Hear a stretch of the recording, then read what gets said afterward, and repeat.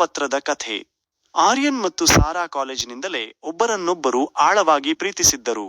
ಮದುವೆಯ ಕನಸುಗಳನ್ನು ಹೆಣೆದು ಭವಿಷ್ಯಕ್ಕೆ ಅಡಿಪಾಯ ಹಾಕಿದ್ದರು.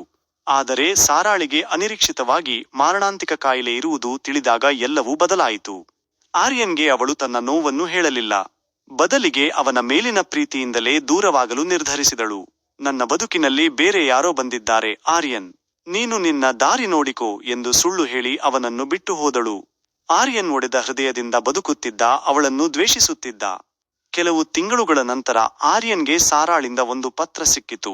ಅದು ಅವಳ ಸಾವಿನ ನಂತರ ತಲುಪಿಸಲಾಗಿತ್ತು. ಪತ್ರದಲ್ಲಿ ಹೀಗಿತ್ತು: ನನ್ನ ಪ್ರೀತಿಯ ಆರ್ಯನ್, ನಾನು ನಿನ್ನನ್ನು ಬಿಟ್ಟಿರಲಿಲ್ಲ. ನನ್ನ ಈ ದೇಹ ನನ್ನನ್ನು ಬಿಟ್ಟಿತ್ತು. ನೀನು ನೋಯಬಾರದೆಂದು ಸುಳ್ಳು ಹೇಳಿದೆ. ನೀನು ನನ್ನನ್ನು ದ್ವೇಷಿಸಿದರೂ ಪರವಾಗಿಲ್ಲ, ಆದರೆ ನನ್ನ ನೆನಪಿನಲ್ಲಿ ನಗುತ್ತಾ ಬದುಕು. ನೀನು ನನಗಾಗಿ ಇಡೀ ಜೀವನ ಅಳುತ್ತಾ ಕೂರಬಾರದು. ನನ್ನ ಕಥೆ ಮುಗಿದರೂ ನಿನ್ನ ಕಥೆ ಮುಂದುವರೆಯಬೇಕು. I love you. ಆ ಪತ್ರವನ್ನು ಓದಿದ ಆರ್ಯನ್ನ ಕಣ್ಣೀರ ಸಾರಾಳ ಅಕ್ಷರಗಳ ಮೇಲೆ ಬಿದ್ದು ಅಕ್ಷರಗಳು ಮಸುಕಾದವು. ಆ ದ್ವೇಷ ಕರಗಿ ಆಳವಾದ ನೋವಾಗಿ ಪರಿಣಮಿಸಿತು. ಪ್ರೀತಿಯನ್ನು ಉಳಿಸಿಕೊಳ್ಳಲು ಅವಳು ಮಾಡಿದ ಆ ತ್ಯಾಗ ಅವನ ಹೃದಯವನ್ನು ಚೂರಾಯಿತು.